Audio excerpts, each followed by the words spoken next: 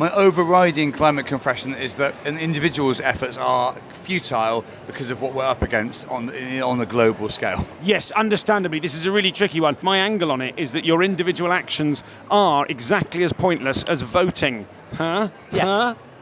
Yeah. Maybe that's pointless as well. Trouble is, you're right.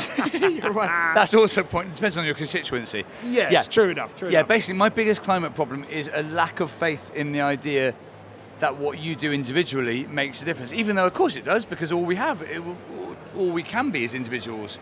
So I constantly get beaten down by the thought that without massive legislation, it doesn't really matter what we do individually. But I don't think that's a good mentality. Because we're in the top 10% richest people in the world, all of our actions are multiplied, right? More influential than they should be. Yeah, so I was trying to write a joke about how, do you remember the Defenders of the Earth cartoon? Yeah. Yeah, there was a character called the Phantom, and he sort of called upon his ancestors, and you get the power, so all of his punches and kicks were 10 times more powerful. So it's like that, but with poor people. So actually, if you're below a certain level of income, you should not bother about your own individual actions, but we have a responsibility we are in the privileged position where we should actually think about ourselves. Exactly. Although, again, that's tricky because then it's a should and that people don't really respond to shoulds. But I like to think... We can think of ourselves being influential. And I think that we can think of ourselves as powerful. So, yes, Taylor Swift or whoever else might be jetting, or people less famous and much worse than Taylor Swift might be jetting around, but we can still feel empowered to make a positive difference because we want to, because our actions aren't pointless, even though they sometimes feel like it. I like that. Thanks, Joe.